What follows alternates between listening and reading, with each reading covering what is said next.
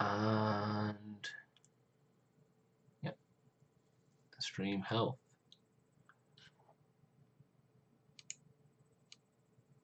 Hello. Okay. Hello everyone. Hey, so hello. Okay, so we have hello everyone. Yep. Hey, so audio's there. That's fine. Just put myself on mute so that we don't hear my voice for a second time through the speakers. And welcome to the Warp Forge. I want to say first off, Happy New Year to everyone. Hope everyone's had a fantastic New Year. Yep, a fantastic New Year, and I hope everyone's had a Merry Christmas as well. It's been a while, I know, but we're hopefully just going to slowly slide in, especially during April time, and I'll let people know why. Today, we're going to be discussing about a very important topic. And that very important topic, as you probably can tell, is one that's long overdue.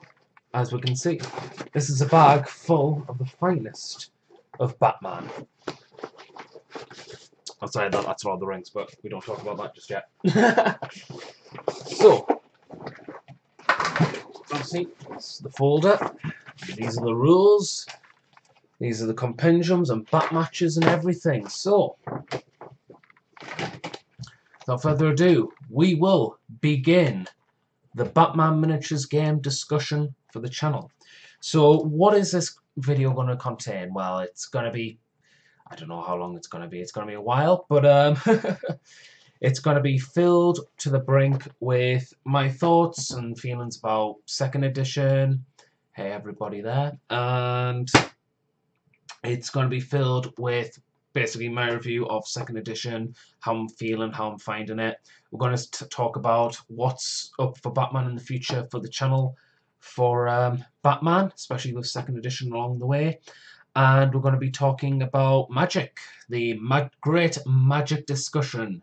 And I have very differing points of view from the normality. So I think it's going to be very heated, but we're all passionate people about Batman here. So what else? We'll also be talking about like gangs and who else is also joining and stuff, and what the scene is up here in the frozen north for Batman. And this is coffee. Good coffee. Because I need a wake-up call. Okay, so what shall we start off with? We'll start off with my general consensus and general thoughts of this channel. Oh, no, channel. Of the game. I've had it since its inception, when it was released or announced. I may as well just flip it over. I've been playing it on and off, on and off. I've recently been playing it on a more frequent basis since the end of last year. I'm enjoying it. I'm really enjoying it. It's fun.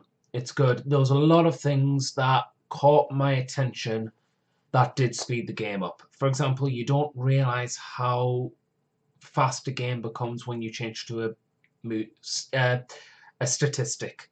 You don't realise that when you roll a dice, it actually takes out time, and it does take time because you've got to wait for it to roll and stuff like that. It feels a little bit slower, but when you've got that instant 2 inches of movement instead, and then you just add more movement depending on what your traits are and stuff like that. Easy, fantastic. It's quite nice. I really enjoy it. The missions are a lot clearer, and I like the missions a lot more from the standard rulebook. All the upgrades and stuff from all the previous expansions are now into one free PDF rulebook with compendium that you can download. Pardon me. So again, everything's free. That's a bonus. That's 2 steps forward from Knights Models and the Batman Miniatures game. What do I dislike? Not a lot, really. What else were the main changes? Organised crime, that's one thing that irks me a little bit, but I don't mind too much, is that they conglomerated a lot of gangs into one, like the Wonderland gang, LexCorp, all into Two-Face, all into organised crime. Doesn't bother me too much, but it was fun to have the Wonderland gang as its standalone thing, I guess. But on a positive note, I did manage to make a Tin Man, which is the LexCorp Heavy Trooper with a giant green stuff funnel on his head. Tin Man from Wizard of Oz, because all fairy tale, childlike, Jan Svankmajer, stuff like that. Absolutely fantastic. What do I think of the current gangs and how do I think they feel a lot more? Well, a recent change I found, which I'm obviously going to talk about my boy Mr. Freeze here. The good doctor's been spreading the snow around along from the beast from the east, so there we go. We're going to be talking about him. It was very interesting to see how he changed, because it was hardish before to get used to the gang, because it's an effect gang. It's an effect gang that wants to do direct effects rather than mess with the messy effects, like say Riddlers or tricks and stuff, or Scarecrow's fear toxin. It's pretty much wants to be a damage and then inflict severe effects from that damage. So you've got to get the balance right between getting the damage off and the effects. Mostly you want the effects, because Mr. Freeze can't win by outright damage. If you want to do that, you need to start investing heavy reputation into big free agents, because as henchmen, they will take a hit. They will take a hit. They don't like their minds messed with because they have low willpower, so you need to cover that. But ultimately, they want to grind things to a halt, and they can take a few hits in to grind things to a halt. They can be just as much as denial pieces as getting their own objectives, because the endurance that they've got, plus the not hesitancy, the denial of Sharp with the hockey gear and stuff like that. Like before in first edition, it was very good, but because of the changes with movement and stuff like that, from the dice to the fixed stat, you can basically get a lot faster movement, I feel. Another thing I noticed was ping rolls changing to the fix from whatever variables to just, if you receive any successful hits, you take a ping roll of 4+ standard, and then that gets modified depending on your size, whether you're large, small, or huge. So that was nice to see as well. It was a lot simpler, and it's a lot simpler to go on, okay, this assault rifle has hit me 3 times, so I just take 4 ping rolls now. Not 4, 3 ping rolls. So I like that. I feel that it's made a lot of rate fire 1 weapons a lot more usable now, because you can now, rather than going through like 2 bits of terrain and then getting a ping roll for each, your opponent's just going to get 1. So again, and that's a 50-50 chance, but because it's also a beam weapon, it does -2 to the ping rolls, so 4 goes to a 6, so it's incredibly hard to save. It's still savable, but it's incredibly hard too. So yeah, I like it. I've noticed myself, and it was something that I had a gripe with that I'm glad I'm using more now, was that I wanted to use Snowy for a lot more in first edition, and I just didn't feel like he was worth it. Because of the changes to ping, I feel like he's an auto-take now these days. I honestly do. It's just place the template down, weather the storm. You got a few henchmen there, I want you to not be knocked down, so I'm going to hit you. I'm going to damage you with a good bit of damage, because that's 2 blood and a stun. And that's just, and then it's just the template after that. It's just fantastic. I now take it in every list, and I'm glad I did, because I think for me, I was a bit happy with how I painted up the gun. The gun looked different, and it looked sleek and nice with the white skin over it. So I liked it. So I like using that miniature. Snowy 5, I still like. The big guys with the hockey, well, with the shovel and the hockey stick, I always take them. I take Snowy 3, especially Snowy 3, for a cool generator. If I'm not using Killer Frost, and this is a big thing about Freeze, you're going to want to take a cool generator if you're not taking Frost, because you want stop.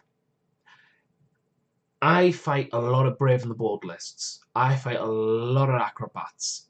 Now, obviously, every area or meta or area is different. And it's quite interesting to see the diversity in said metas, because Batman, I feel, is a very different game to other games. And I'm not trying to say, oh, look, Batman's the special cherry in the tree. But from what I've seen on player bases and stuff like that, there isn't a conformity of lists. If you've got a Brave and the Bold list, there isn't a one list to rule them all. There might be soon, but we'll get to that when I start talking about magic. Because I've got anecdotes with magic. Hey! Anyhow, returning back to the topic, we have a lot of variations. If you look in tournaments, you won't see just Batman. You'll see Nightwing. You'll see Green Arrow. You'll see, what do you call her, Batgirl. You'll see John Constantine. You'll see Gordon with SWAT and cops and SWAT and corrupt cops. You'll see in organised crime, but you won't just see one list like the Mad Hatter all the time or Falcone all the time. You'll see Maroni, Two-Face, Black Mask. You know, there's a lot more variety now, and even Court of Owls has started making an appearance. The only faction which the community has deemed that got dicked over in second edition was League of Shadows, because of the changes to lampposts. Now, before, you had to roll to see how many lampposts that you could get, and then you could add more or take away more depending on your strategies. Strategies are like basically like stratagems in 40k, for those who don't really know. Now it's just standard 3. And if they illuminate areas, which they illuminate large areas on the board, then it gets rid of a lot of the League of Shadows sneaky, stealthy skills. I personally would like to fight more League of Shadows, especially with the new set that just came out as well last month. And I say I want to fight more of League of Shadows and stuff like that, because I feel that there's something there that people are missing. Something, just something there. Not saying that people are wrong, it's just I think the community likes to think too much about the damage survivability ratio to rep cost, which I'll probably talk about later as well. So yeah, that's one the community says, but even they still make it on lists. Joker, again, Joker got a buff because Chaos Agent doesn't do just his affiliate henchmen anymore. They can pass over to other henchmen like Blackgate prisoners and stuff like that. Basically rearrange counters and basically could restructure entire gangs, basically. That's a lot of basicallys. So yeah. I'm just checking. If you want to say hi, please say hi. What else was there? So yeah, again, the Batman game is very diverse in metas. Now, obviously, I play a lot of Brave and the Bold lists. I play against a lot of acrobats, so obviously my mindset is slightly biased towards that mindset. But even then, what the stop does is basically lock out the movement the movement counters. That stops acrobats from spending movement counters to dodge incoming attacks, which is insanely what you need. If you need to do damage on them, and you need to whittle away their counters with cold. That's just what you need to do. Because I know that sounds very absolute, but the issue with acrobats is if you let them just fly around doing what they like and stuff like that, you're going to get half your gang wiped out in mid-game, turn 3 to 4, guaranteed. It's happened to us in the past, and you've got to watch that. Stop helps tremendously, absolutely tremendously on that account, because stopping those, if you can just get to Batman, just go, nope. Or if you can get to Nightwing and just go, nope. Even to a henchman, when the situation arises, a henchman just to go, right.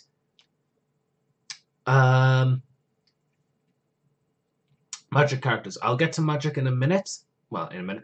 I will get to magic because I've got a whole discussion about magic. Massive discussion. But thanks for hitting us up. Again, when you even to henchmen, when you can use the stop trait to stop them manipulating ammo, stop them manipulating objectives for desensitized from narcotics doses and stuff from yours truly, the objectives.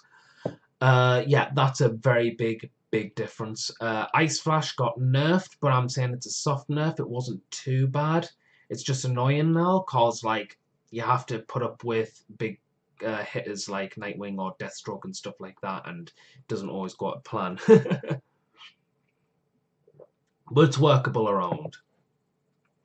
Freezes, again, a new thing I found out was that spray templates now ignore ping. So basically, ping rolls are essentially cover saves for those who don't know. And those ping rolls, if you ignore them, you're just rolling simple hit. You're not even rolling that because that's an automatic hit, so you're rolling for damage. When you're rolling for damage, just rolling for damage on a 3 or higher, depending on if you've got armor or not, and you get that 6 for a crit on a freeze result, not a cooled, a freeze, everything becomes better. And especially when you lock out those movement counters because you've played the stop trait earlier. So imagine just freezing like Nightwing and stuff like that just because you rolled a 6 and a successful damage roll. Huge bonuses. Huge game differences. So yeah, freeze doesn't win by outright damage. If you want to do that, you got to play heavy free agents. You can't do it. You can try with henchmen, but henchmen are henchmen and they will get beaten up. There will always be somebody bigger to beat up a henchman, whether it be from Nightwing to Killer Croc. Yeah, there will always be, even the heavy hitters like the high security or henchmen or Little Spark. There's always someone to be beating them up, which is why I don't really value them too highly. I would like to, but I can't. Obviously, my second favourite gang, so I'll talk about the big three. I've talked about the Good Doctor, Victor Freeze. I'm going to talk about the second Good Doctor, Dr. Jarvis Tetch, the Mad Hatter in Wonderland. Now, Wonderland got a boost. Wonderland got a significant boost. Before, I used to run Killer Croc, I used to run Mad Hatter with the Wonderland gang, and maybe the White Rabbit. I keep calling Jessica Rabbit because that's how I painted her up. But I also ran, I can't remember who. There was another free agent that I ran, I can't remember who it was. Me, I might have not actually, I might have just went for more henchmen. Ah yes, I went for a bodyguard prisoner, because you always have a bodyguard prisoner if you're not a flying acrobat superhuman leader. Always have that bodyguard. That bodyguard is a staple miniature in any gang list that doesn't require the hero to be like Batman or I'm trying to think, or Gorilla Grodd or something like that. That bodyguard is just insane. But yeah, yeah, with regards to Wonderland Gang, they got a huge boost. I used to run those. Now I run the Lexicor Heavy Trooper with Tweedledee and Tweedledum. Very gun heavy, so you need to play the lamppost game. Stratagems, you need more lampposts. You can never have too many lampposts because once the bat comes in, you just need to blast them. Blast them and blast them and blast them. White Rabbit's great for debuffing. The Lexicor Heavy Trooper. To recount on an anecdote, I had a game against League of Shadows with Arkham City's Ra's al Ghul, the metal one, and I fired I was very lucky on the rolls because I needed 5s to hit, and I had rate of fire 4, and I think 3 of them hit, and 3 of them damaged. That was 6 blood damage on Ra's al Ghul, and he's about endurance 8. Basically 8 wounds, for those who don't know. Wow. That was big. That was very big. The fact that he's medium armor is a lot. I'm going to say it right now. It's a lifesaver. Medium armor is hard. Turning, 2 plus to 4 up to damage. Turning, so many things. Negating essentially so many rules like heavy and stuff. Oh, look. It doesn't really matter because you're either hitting on normal strength now, which is usually 5+ or 6s.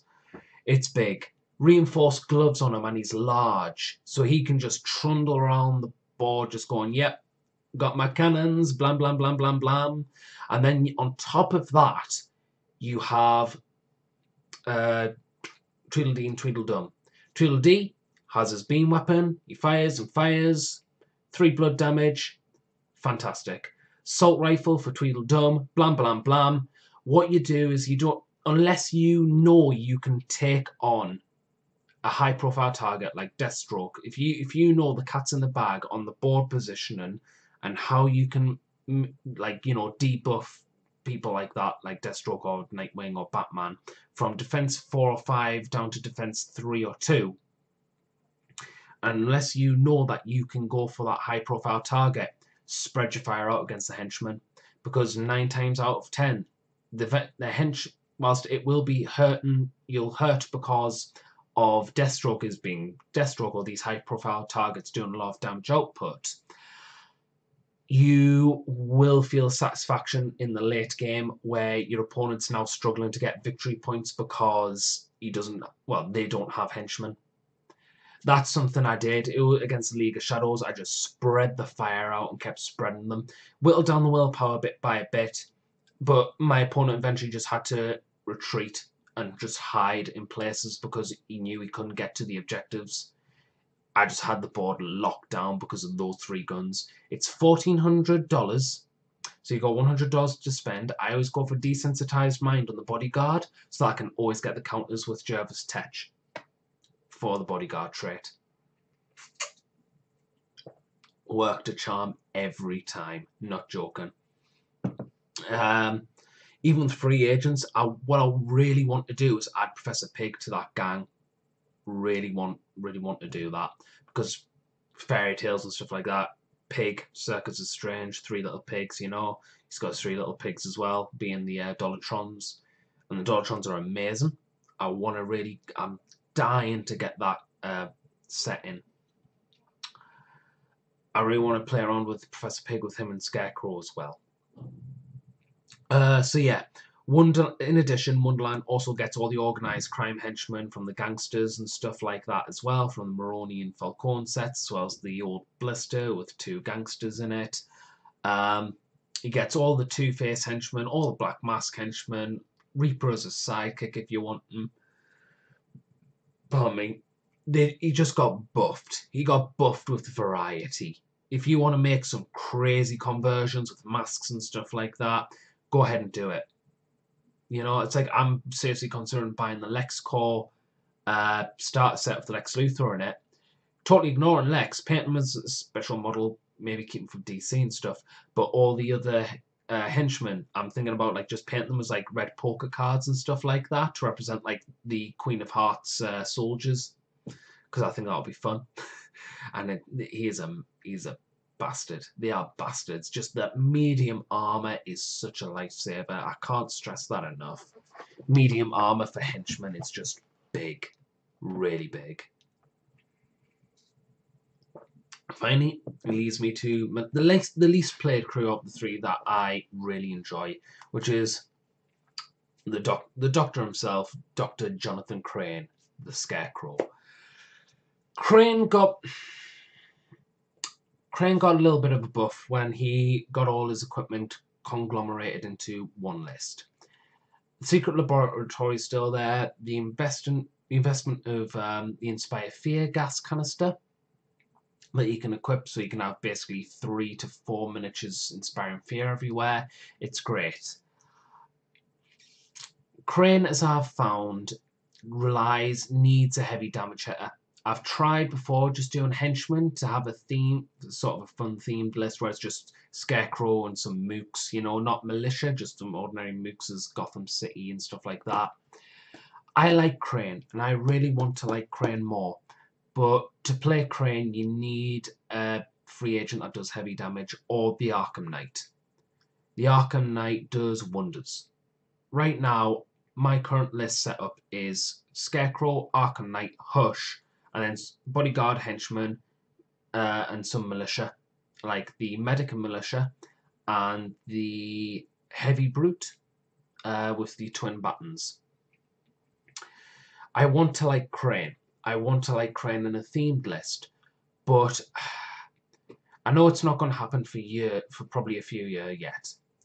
But I want to see a proper comic modern age Scarecrow with pointy hat and scythe, and I want 3 proper Scarecrow ragged up henchmen with all of them who can inspire fear.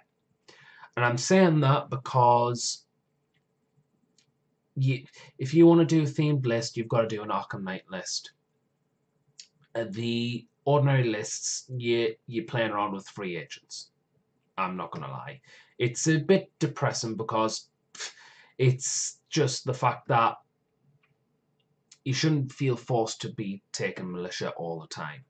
But it's just how I feel. Maybe it's just my area, you know. But I like Arkham Knight Crane, but I'd much rather see a scythe. If I'm honest, I want to see a proper modern age pointy hat scythe like anything, doing more fear doctory stuff. I want more. I want in the militia crew. I know it sounds weird. In the militia crew, I want to see more emphasis on fear toxin with Scarecrow. But I also want to see as well Mirakuru soldiers and an Arrow Slade Wilson. That's the only thing it needs. Otherwise, the gang is solid, but you need to conform to its militia constraints if you want to play Scarecrow. That's how I personally feel.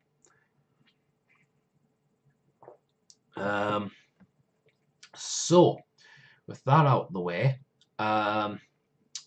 those were the gangs that I'm currently playing. I've played, had a few games. I've enjoyed all my games. I really have.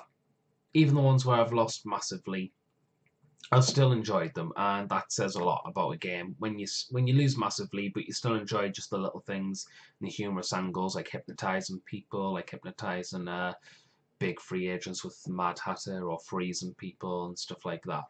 It's still a fun game. So, what shall I say? For the channel, what's happening with the channel? Obviously, I haven't been posting as much. I totally get that. I know that can be frustrating for some people. Believe me, it's frustrating for me because I really want to make more battle reports for Batman, especially on 2nd edition. But my phone camera that I usually use, the motherboard fried. So getting through insurance for that and stuff like that is an absolute pain in the backside. Trying to find something, but coming April, I should be getting myself a proper video camera. I want to get myself a proper video camera that I can plug a mic in and just talk into it as I'm recording. That should give more space for my phone, which I can take photos and stuff, do a bit more advertisement on the apps and stuff like that, and the core content can be kept on the camera. Hopefully it should lead to even better quality because the camera is only focused on the camera. New players to arise. Well, my dad started, and he started with Black Mask, so organised crime. I'm hoping once he paints his stuff up and stuff like that, we should see stuff. Should have a Harley Quinn player in, and also Philip from the Dark Arts Sam. He was on this channel first. I like to brag about that. But he was on this channel first. Go check the 40k really early battle reports out for them back in 6th edition. He just started with Riddler. And I also believe he also has started organised crime with Falcone. And hopefully, when I get a camera, everything by then should be painted. We should get more battle reports with a variety of opponents. In addition, the store that I used to game at closed, but it reopened. So I'm glad for that. That means we have a constant place where we can get battle reports out, hopefully on a weekly basis. I'm saying hopefully. Obviously, real life can get in the way sometimes. Oh well. I want to do more tacticas, especially on the gangs that I like the Good Doctor. I wanted to play very carefully with Mr. Freeze because I want to go into a tactica saying, you know, from experience, this is what you need to do, or this is what I find you need to do.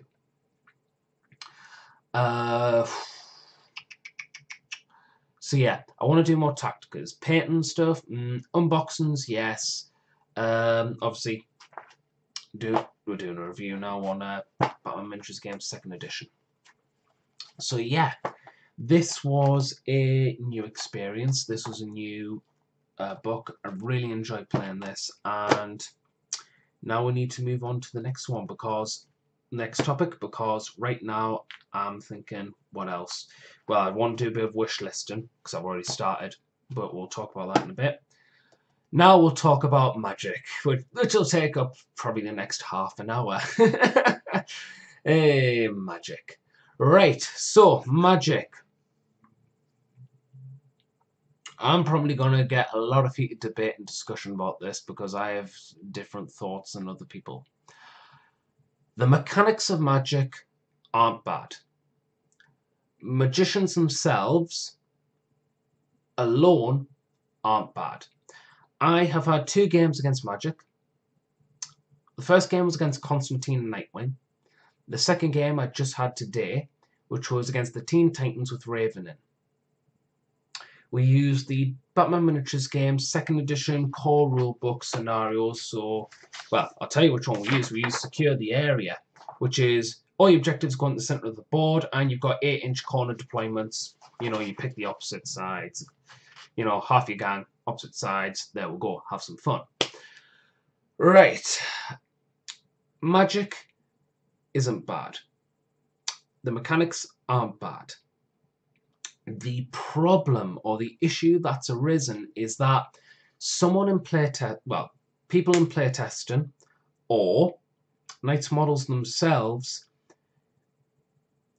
it feels like they've done a bit of flitting around with it, because when things fail or when spells fail, it hurts the caster. It really does hurt the caster, and that's fine. There is a downside. The issue is I find personally, when I'm looking and playing from experience, obviously from anecdotes and stuff like that, it feels as though they've went and played with willpower 5 or 6 magicians or casters, and they haven't played with willpower 8, because and this is the main issue, the difficulty rating isn't bad, and the willpower isn't bad. They've severely undercosted the abilities. For example, a lot of the spells that Constantine or Raven can do, the willpower 8, and they can do most stuff because on 2 dice, because what you've got to do to cast a spell is you roll 2 dice, add your willpower. Your willpower is your leadership for those who play more Games Workshop Central games. So like a psychic test, you add the result together and then you add your leadership essentially. If you pass whatever the casting score is, equal or higher, you get to cast the spell. The problem is in 40k and stuff, when you do cast, it's usually 50-50 chance, usually range between 5 to 7 to cast a spell. You will hardly see anything less or higher. Odd cases, but you know. In Batman, the typical one for people like Constantine and Raven, which is what people are going to pick, is 3+. 3+ on 2 dice. You're hardly ever going to fail that. And that's the problem magic suffers. You have that, and then you have, when you have synergized with an entire gang bolted on top of that, then it's troublesome. Then it becomes problematic. That's the issue. Constantine, for example, doesn't have any defenses. He's not an acrobat. He doesn't have any armor. He doesn't have any Kevlar vests or hockey gear or anything. If you dedicate an assault rifle into him, he falls. The problem is again, it's too easy for him to just cast. So he can take that spell, which basically means that against ranged weapons, you can't see him unless you're within 2 inches of him. I'm not sure how lampposts come into effect. I'm not sure if illumination still comes into effect. But as far as I know, you put an assault rifle into him, unless you're within 2 inches, nothing happens because you can't physically target him. Same with Raven. Raven can do the same. And what are you casting for that? 3+, 3-4+. Not a 50-50 chance. It's you're gonna get it off. That's the problem that magic has. It's not the amount of magic powers. It's not the amount that he can do. It's the fact that they're too easy to cast. Then you've got everything on top. You've got Nightwing on top of that. You've got you know, you can have Nightwing top that. When I was playing against Constantine and Nightwing, I found it very hard to get past because Nightwing's an acrobat. Against Freeze, I need to start hitting hard. I need to focus on who I want to choose from. And it's a hard one to choose from because they're both up in your face. If you don't deal with Constantine, he's going to throw magic into you. If you don't deal with Nightwing, he's going to beat your high-profile targets up like your leaders like Freeze or Crane or Riddler or, you know, or he'll stand toe-to-toe with the likes of Deathstroke or Batman or Grodd, you know, etc., etc. You get the drift. So, again, it's the problem is you've got those two and they can negate far too much.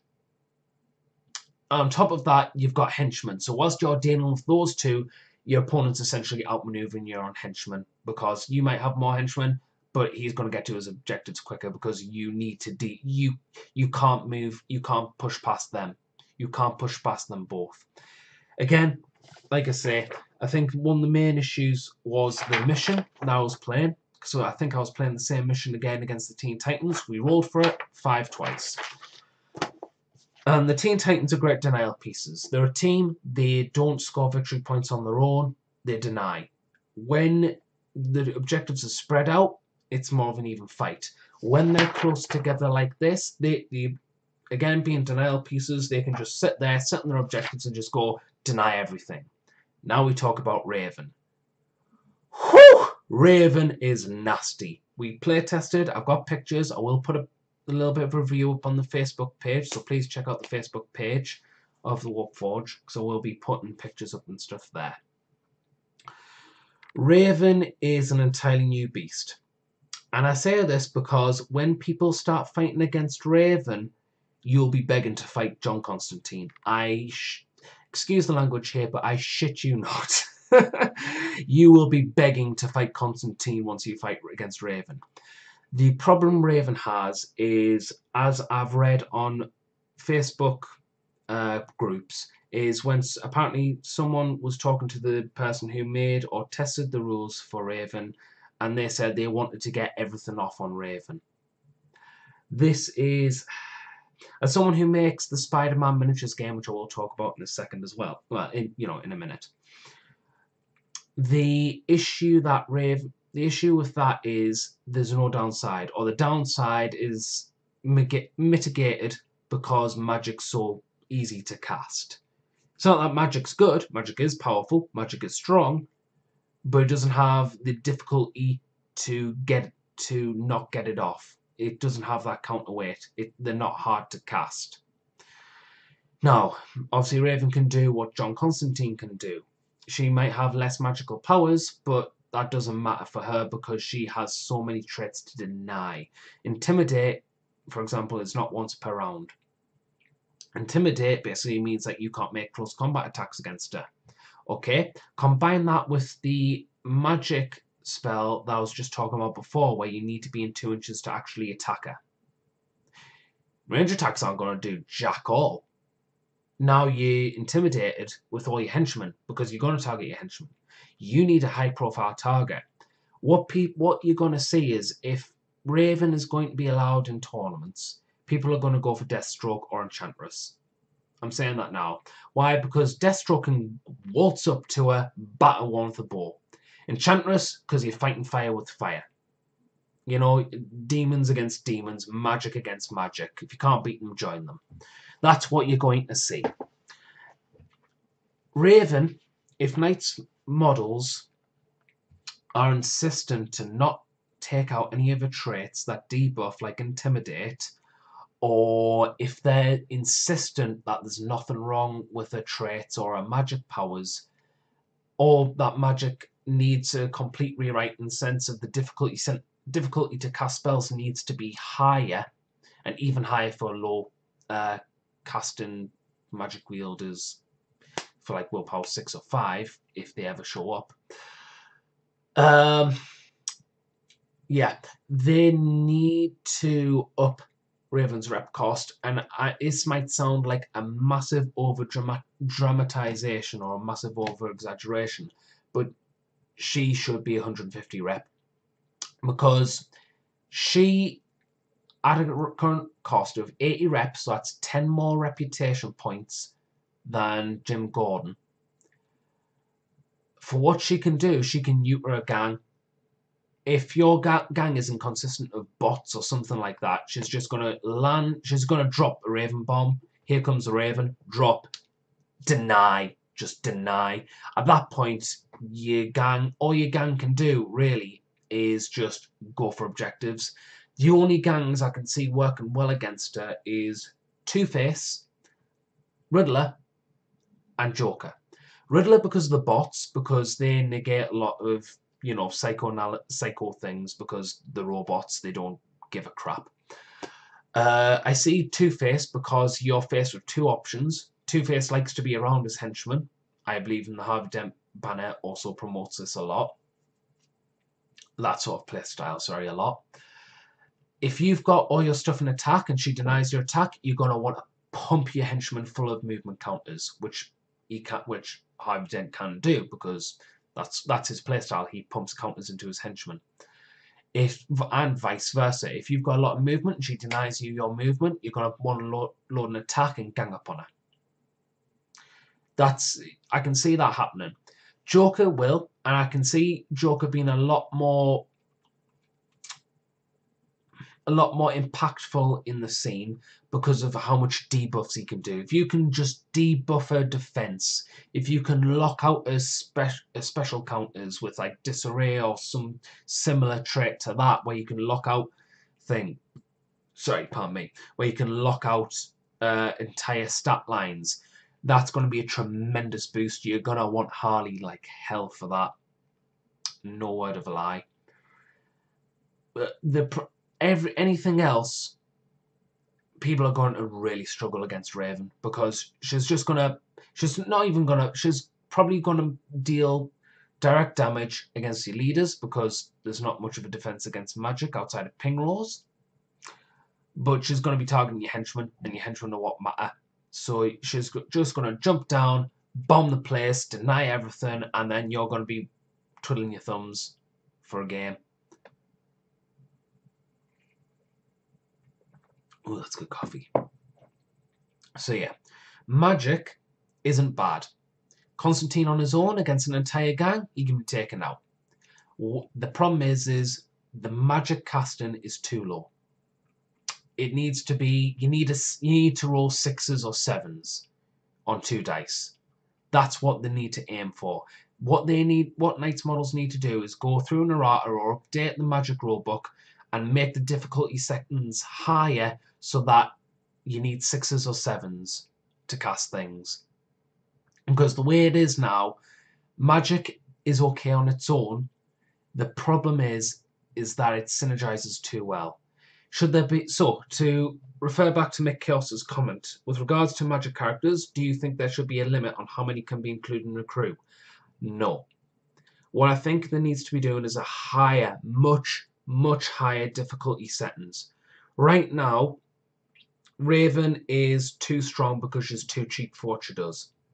I don't want to say that, because I find Batman the closest to perfect balance in a game, in my vision for a balanced game. And I say that because the gangs are all over the place. There's no one list to rule them all for each gang.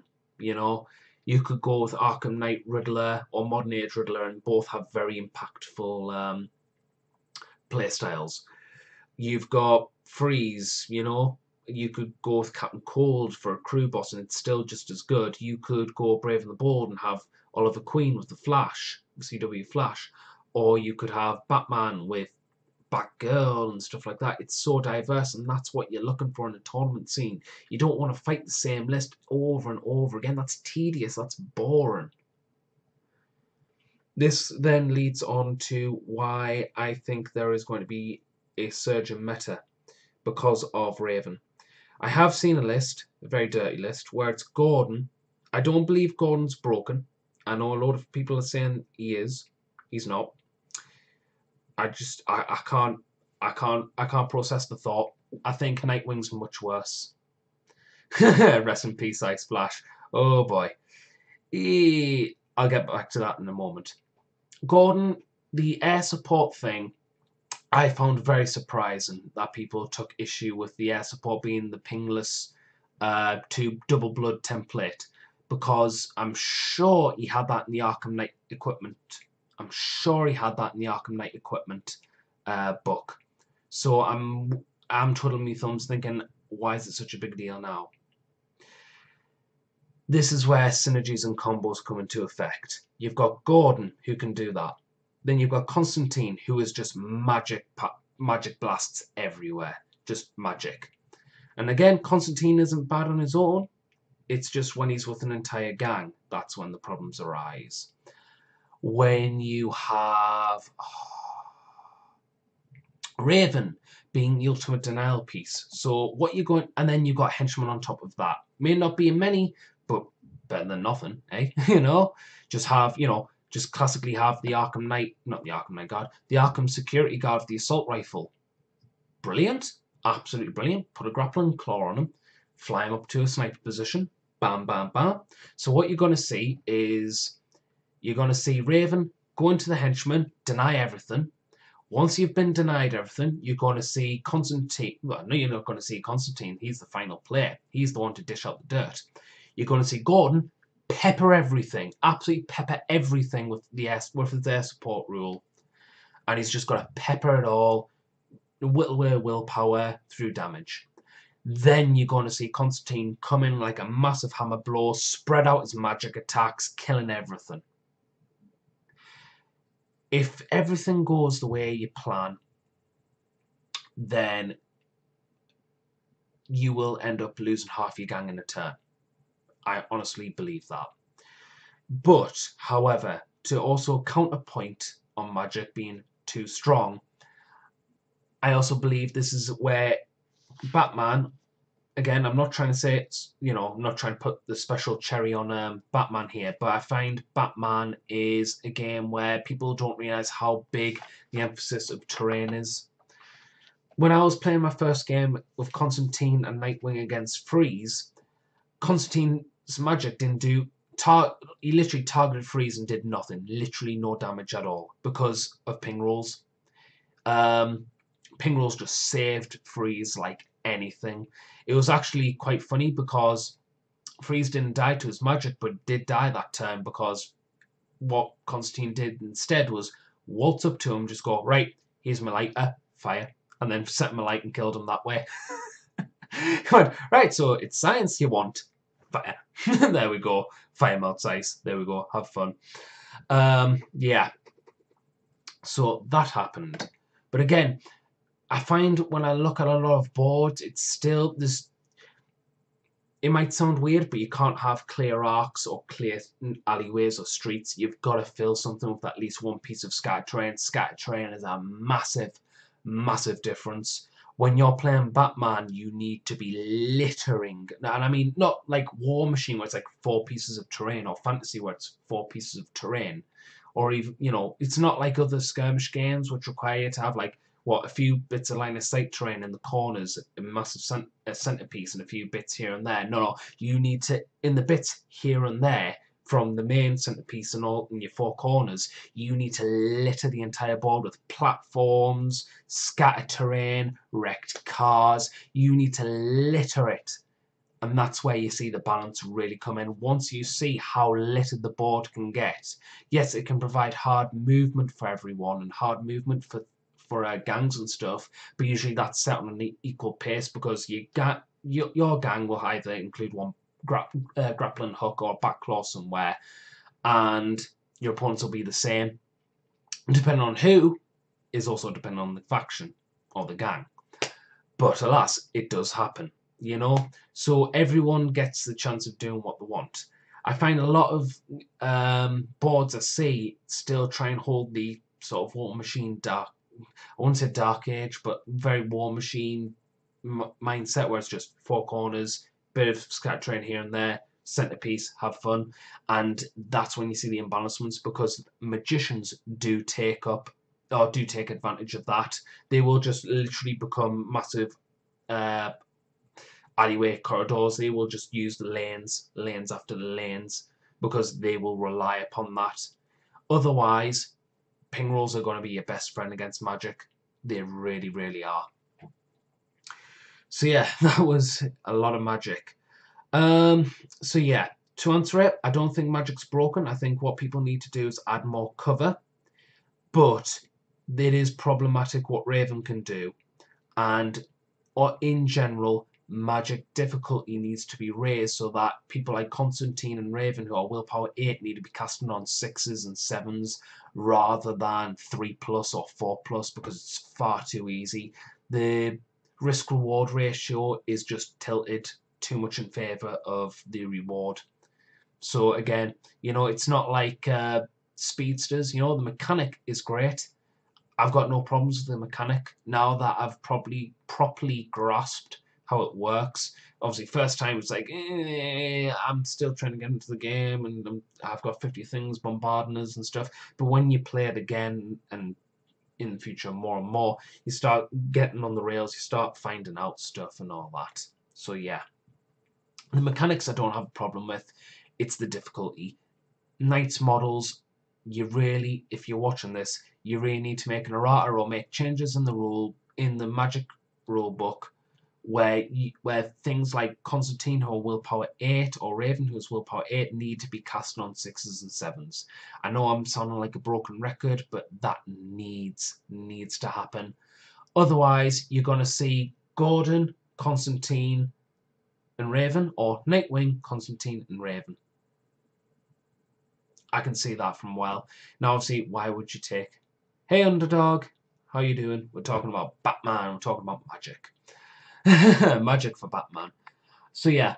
Again, Constantine isn't bad. I know people are saying, oh, Constantine's the problem. No, he's not. It's the difficulty. It is the difficulty that's the problem. Constantine, I think people would have less of a problem with Constantine doing rerolls with luck and stuff like that if he needed 6s and 7s instead of 3s and 4s. Nice, enjoy Silent Hill, man. Yeah, like I say, we're just talking about like the current state of the game. It's going well, just magic's a bit dodgy at the moment. So yeah, again, Constantine isn't the problem. Raven's problematic in the sense that she can do too much for a rep cost, but again, if her magic was 6s and 7s, it wouldn't be as bad. Right now, I would say, if there's any tournament officials who are listening to us ramble on about Raven, seriously play a few games against her. Even proxy models if you have to. Get used to her. Get used to her before you go on knee-jerk reactions and start banning things. I'm massively against banning things. The only thing I'd be in favour for is exclusive models like Calendar Man, Alfred, Paradox, Flashpoint Batman, Thomas Wayne, maybe Asbats, Sniper Knight. No, this is the Batman Miniatures game by Knights Models. Yeah, so don't worry. Just talking about magic. So again, there is a certain thing about the community which, like, I tried listening to podcasts and stuff like that, but ultimately I just kind of end up fading away or have to listen to it at intervals because I find a lot of it is just too straightforward in the sense that they're talking too much about the damage output survivability ratio for its reputation cost. Yeah, oh, don't worry. Magic's part of an expansion for Batman. It's basically like Constantine and Teen Titans like Raven and Swamp Thing and stuff like that. So yeah, this like I say, what was that? Magic again. Yeah, we're talking about the community. Yes, like I say, I find there's too much. There's too much of a 40k mindset to it, and not all games. Yeah. I agree. Well, I agree to an extent. I'll go into that in a little bit more. I find it's not just the specific Facebook group you're talking about, but I find a lot in other places as well that people are too much, they've got too much of a 40k mindset. For example, Freeze doesn't do the damage game. He plays the effect game. People don't like, and I find people don't like that. People don't like that because it's unique, it's different. If it doesn't stick to the traditional values of kill, survive, this is what it's good for its rep cost. People don't like it, and they ask for nerfs rather than actually playing the game.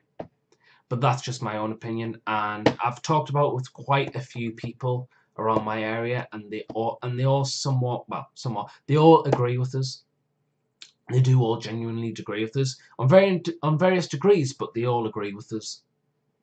The community, I think that's going to hurt the community, because I find Magic as well to be a response to that mindset. For example, again, I'm saying it's too easy to cast, but if you're interested in just damage and survivability for its rep cost, Magic's great. Magic is the playstyle you want to play. So why are people complaining? You know, that's the issue I find. I think Knights models have seen not just complaints, but they've looked at what people are talking about the models, and they've catered towards that audience for Magic. Again, yeah, but it's not just Freeze. It's like Riddler. Riddler, I can imagine if Riddler was more prominent in the game, I think people would have problems because of the amount of, objective swapping fuckery you can do. Excuse the language. Crane, like I'm saying about like Crane doing the fear toxins. People find Crane doing fear toxin fine because there's a willpower roll. Compare that to Raven, who can just instantly do Terror 2 per attack, and he's anxious rate fire 2, so that's Terror 4 on a model instantly. That's a big no-no. That needs to be changed.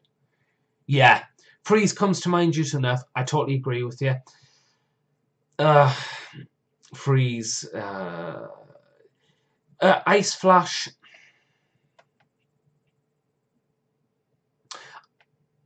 I'm biased. I'll gladly say I'm biased because he's my boy, Mr. Freeze. Good doctor here, spreading all his snow everywhere, making the children happy with snowball fights and snowmen. Can't go wrong. Ice Flash was great because it allowed you to play with the henchmen. In the current standard of the game, you can't play with too much of the henchmen now. You need a free agent.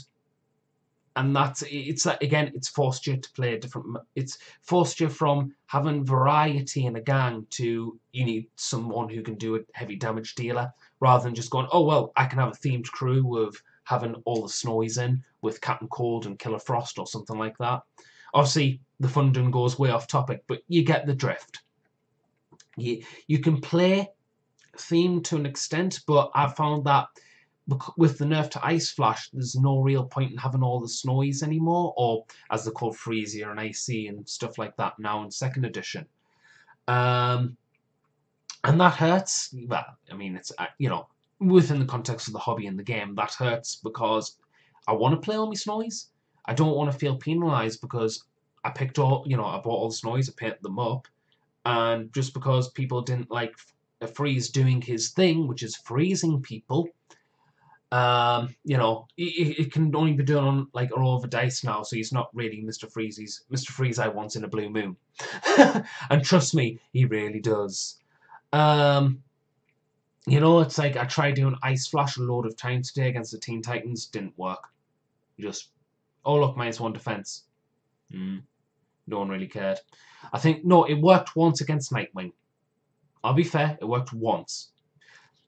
I think in my entirety of 2nd edition, I think Ice Flash has only worked 2 or 3 times.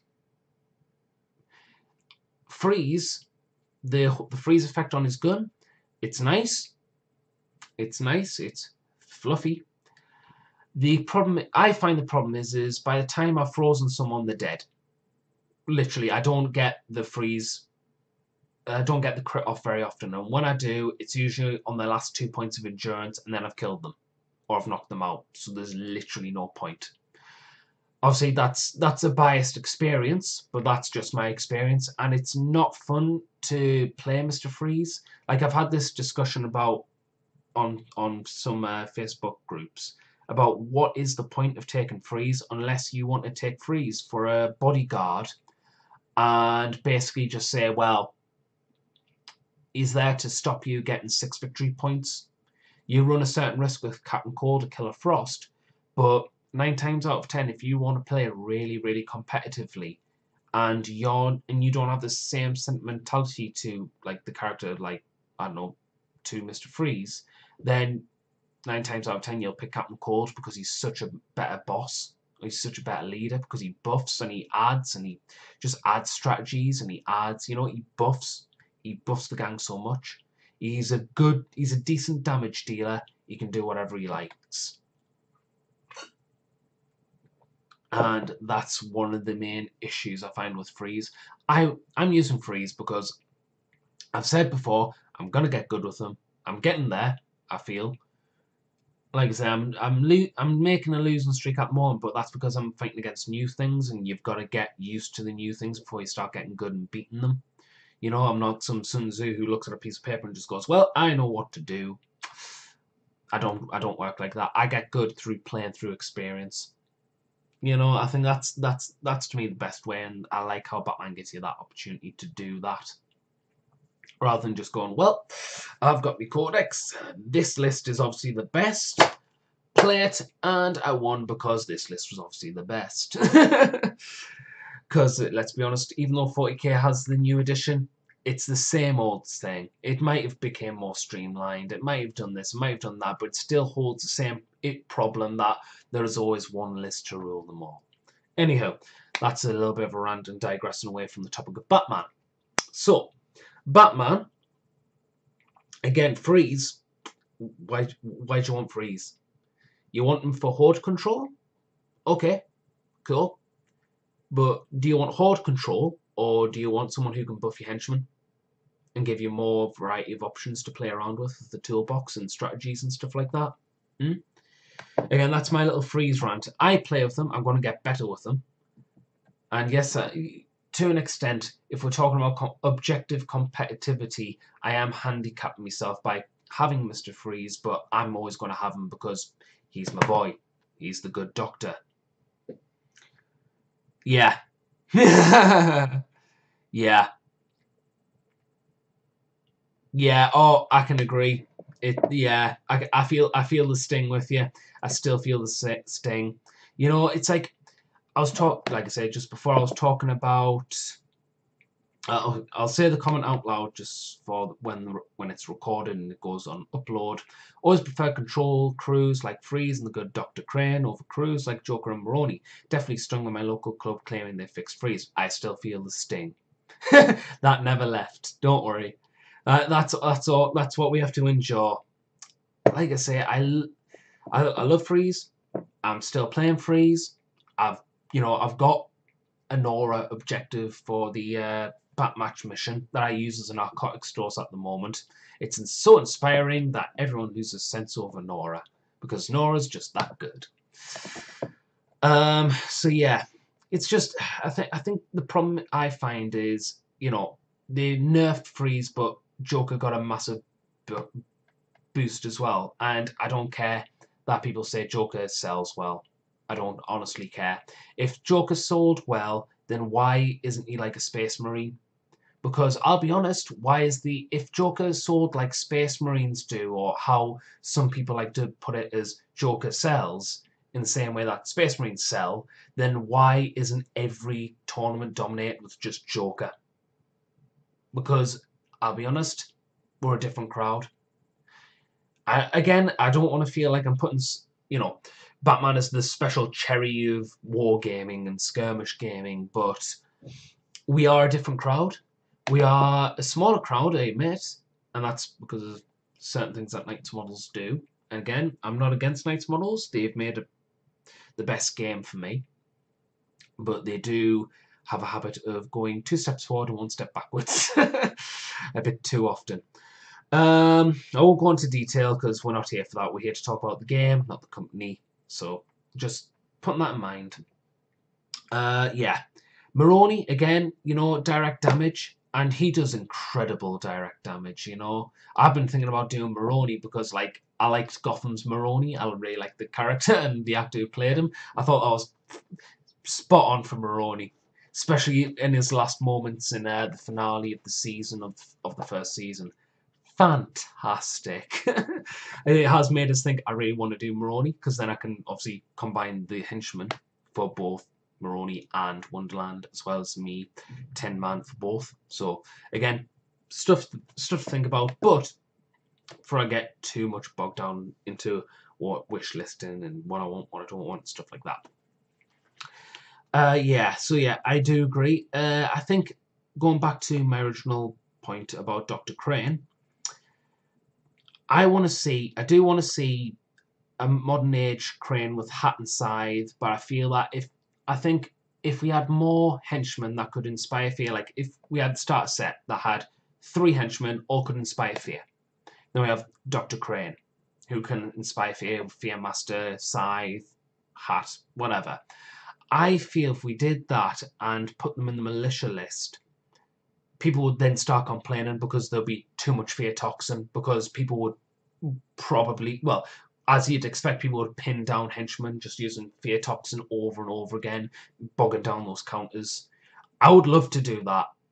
You know, if they did that set, I will be happily all over that, and I'll be happy because that's what Jonathan Crane does, but the community won't like that because they can't shoot the guns. And I know that sounds quite aggressive against the community, and I'm not against the community, but I do find the community just sometimes has too much of a 40k mind track of survivability, damage output equals rep cost. Batman doesn't work like that. Batman works on the objectives. Batman really focuses on the objectives. It's not about how much you kill, because you can kill as much as you like. Unless you know you can table somebody, which never happens. Like 1 out of a million chance it ever happens. Because I've never tabled anyone. I've been close to, but never tabled anyone. But that was just due through gameplay, not because of my list. That was due to on the board. I think the community will always have that problem, honestly. It's like when you hear about things like people saying, oh, we have problems against mind control and charm and stuff like that. Again, effects. Very good effects. I'm not going to lie. They're not bad, you know.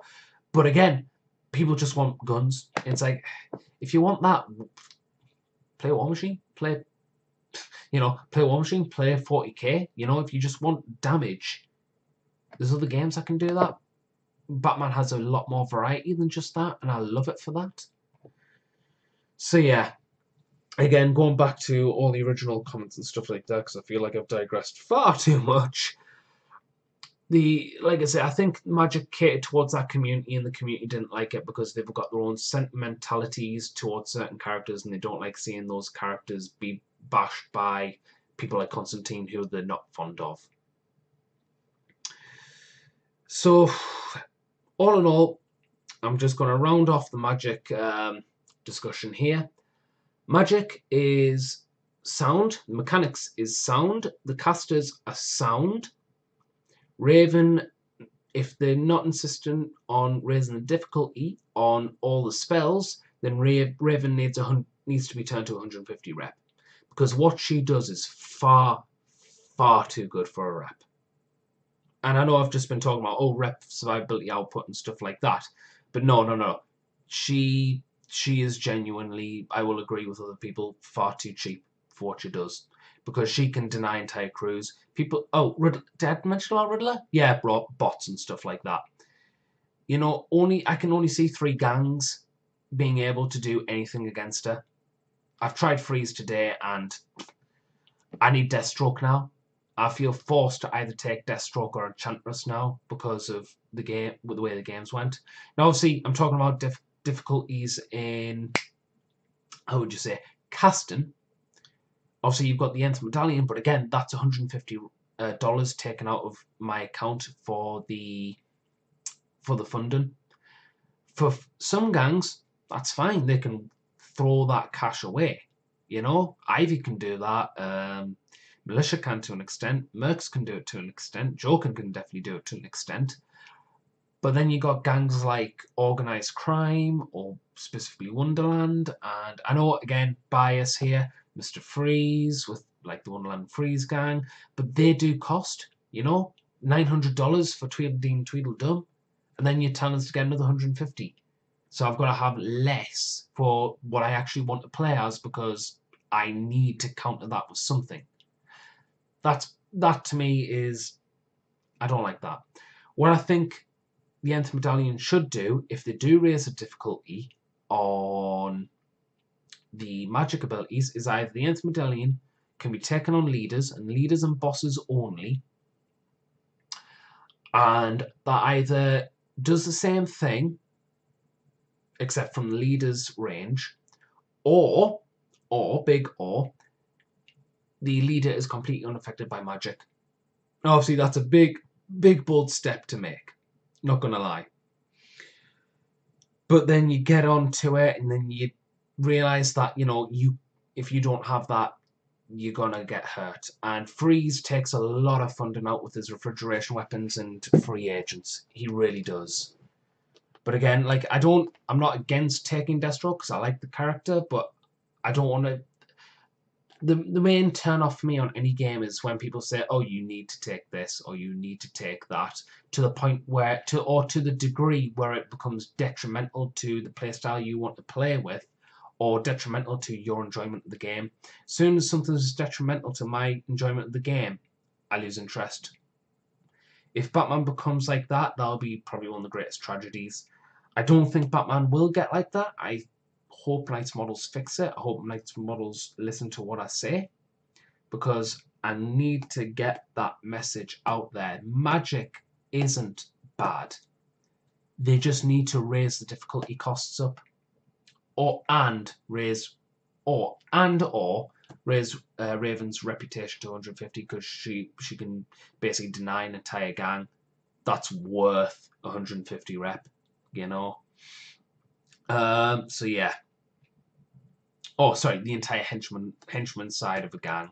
Then add some more damage from direct magic attacks on like sidekicks or high profile targets like leaders, psychics, and free agents. So yeah. Yeah. Like I say. So yeah, okay, so the wish listing to begin. A little bit more lighter now after the whole magic discussion. What would I like to see? Man Bat. I need a Jabberwocky for Wonderland Gang. Man Bat. I would like to see a lot of things. They conglomerated and made new gangs. Grodd is no longer a Grodd gang on his own. He is now villains of Central City, or Central City villains. I like calling them VOC, villains of Central City, because that sounds better than Central City villains. That just sounds cheap and tacky, if I'm honest. So, and what I would like to see is more focus on the CW side of things for that gang. I would like to see Captain Cold become a boss for that gang. I would like to see Golden Glider in CW. I would like to see, as a unique perspective to add on to Speedsters, 2 Speedster leaders from that gang. They made the huge croc. Yes, they made the huge croc. Exactly. We can get this done. Oh, the huge croc. Yes. Yeah, I want it. I want the new croc. I want the new croc. I really want the new croc. I looked at, like, my love for Croc grew because he worked so well in that one tournament that got me to 3rd place with the Wonderland Gang, which cemented my love for the Wonderland Gang and the Mad Hatter. Really did. Like, the Mad Hatter grew on me. Really did grow on us with just because of that tournament and how high I got on that tournament. Just oof. Now he's huge. Now he's endurance 13 with tough skin and ooh, he's just delicious. He's just delicious. I just want him. Yes, Malcolm Merlin. Yes, League. Yeah, Malcolm Merlin. Damien Dark for Militia. Hive. Exactly. You're reading my mind, Mick. You're reading my mind. I want to see 2 Speedster leaders for villains in Central City with 2 sidekick boosters. The 2 leaders I want to see is Zoom with meta henchmen. So think like, you know, X-Men or, you know, the mutants, stuff like that. So like they'll have a few extraordinary traits, maybe be attack 3s all around, maybe stat lines of 3s all around, you know. I want to see... So I want to see Zoom as a leader with Meta Henchman. I want to see as well, maybe as a legend. I'm not too sure yet because I've seen Season 3 and I still can't decide whether he should be a legend or not.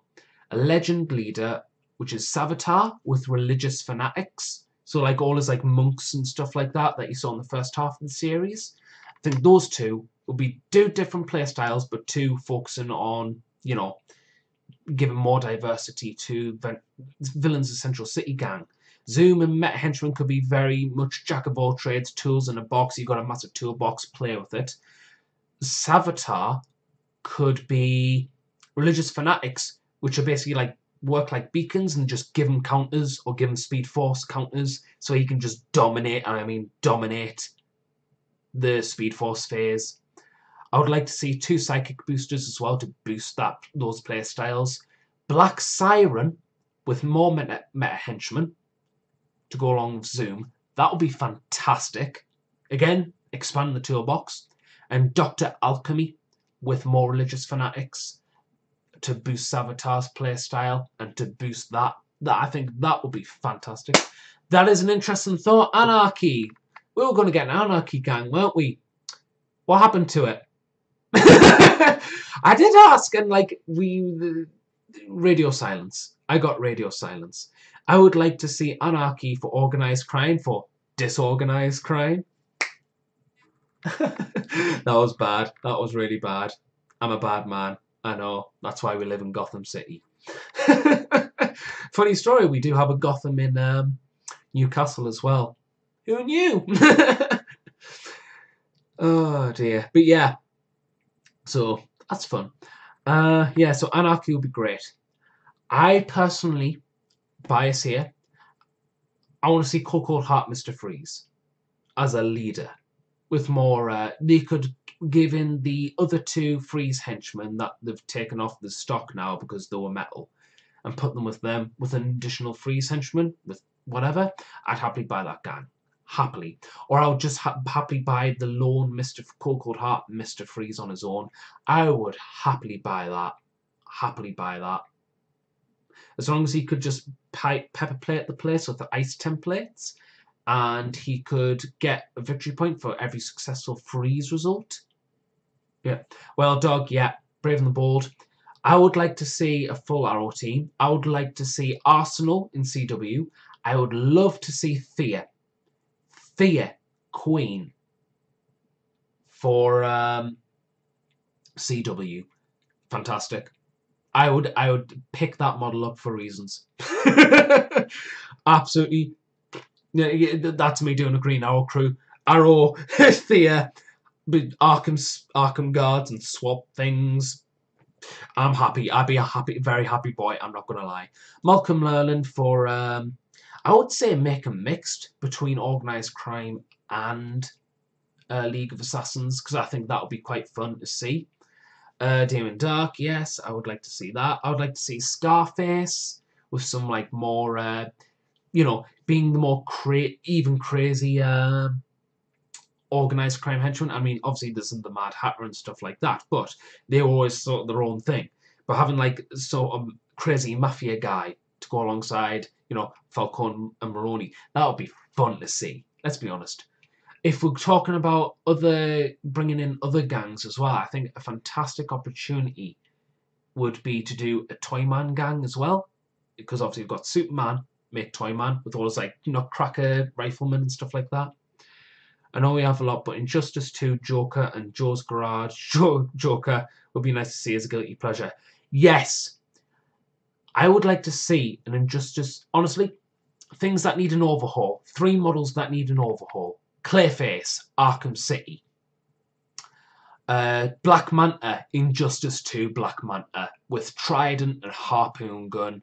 Make him the same rep as Deathstroke. Make him fight, not be better, but fight toe-to-toe with him and give him death ray. There was a 3rd one. And then I was going to say a 4th one. I can't remember the 3rd one, so I'm going to go with the 4th one. And that would be Solomon Grundy. Solomon Grundy, born on a Monday, Arkham City. Huge model, 2 giant wrecking balls. Let's get that thing rolling. 1 plus strength. Undead. Maybe do something like paralysis or electric stun, you know? Show that he's all electrified and stuff. That model, not gonna lie, by that heartbeat. 4th one I've remembered, Swamp Thing, because Swamp Thing is now a wizard, and I can't remember if it's been put in the erratas or anything. But yeah, Swamp Thing's now a wizard. He needs a new model. Injustice 2 Swamp Thing, where he's got the wings. That would be fantastic, especially if the wings could be like an optional choice as well to represent the green wings that you can cast on him. That, excuse me, that was me hiccuping. That would be fantastic. Would love to see that. I'm trying to think. What else would I like to see? I would like to see a Mark Hamill trickster from CW as well. I know it'd be like, imagine like a free, because they've done a free agent Harley. Imagine a free agent Joker, but being the trickster. Maybe not as deadly with like the Joker gas and stuff, but maybe like, you know, exploding bombs here and there, you know, exploding like toy bombs and stuff like that. Having the trickster rule, let him be a free agent. I'm trying to think what else. What else did I want? I said Mr. Freeze. I would like to see a Rebirth Freeze. Oh, yes, and a line I want to see. Don't care what anybody else thinks. A line I want to see. Dark Knight's Metal Batman and some other characters from that range. I would kill for a Red Death Batman. Yeah. Oh, yeah. Injustice Scarecrow. That, see, that's a third play style. That's a third play style, because I'm talking about lots of Inspire Fear. Right, sorry, yeah. I'm digressing too much and I'm being all scattering and stuff like that. No. I would like to see, what was I talking about before Scarecrow? I forgot. Oh well. I'll watch back through the recording. I'll absolutely kick myself. Oh well. Yeah, Injustice Scarecrow. That's a bit like Jason Blood. Yeah, I can see that. I can see Scarebeast as well, being some like Hulk monstrosity as well. Scarebeast would be fantastic, being like their Titan Bane or something. You know, that would be fantastic. They've got so much to do with Scarecrow, and what are they doing? They're giving us more Brave and Bold stuff. You know, I don't know. Maybe it's just me. Maybe I'm just a bad man. You know, I'm trying to think what else. What else? Yeah, Injustice Scarecrow would be quite fun. Yeah, Thea Speedy would be good, though. They'd have different name on Speedy in the Flash Arrow book. Yeah, definitely. Obviously, in the Flash Arrow book, they had misspellings. They're a Spanish company. Maybe a foreign translator was hard. I don't know. I don't know what goes on behind the gates of Knight's models. But, yeah, Thea Queen. I would love a Thea Queen model. I would. You know what would be nice as well to see? An Arkham Origins Anarchy and a CW Anarchy, because both would be quite different. One I can see being more about buffing the henchmen around him, and then the other one being more about his electric baton things. The same with Zaz. I would like to see a Gotham Zaz. 2 different play styles from the original Metal model. The original Metal model's more combat, but you can imagine Gotham's as being more ranged and gunfighty. Why not? You know, it's 2 different play styles, same, well, you know, the same mythos of the character, but it's a thing that people like. I would like to see more Gotham stuff as well. I would like to see, Jonathan Crane. I would like to see a new. Oh, that's something I would like to see as well. New Mad Hatter, new Black Mask, a new Black Mask kit that would, you know, you can keep the old henchmen, but if you got henchmen that were slightly a bit more fixed, and when I say fixed, I mean, you know, like when you've got that Natalie who has that giant machete, but it's 1 blood. Instead of that doing 1 blood, it does 2 blood. Brilliant. A new Black Mask model would be very nice to see.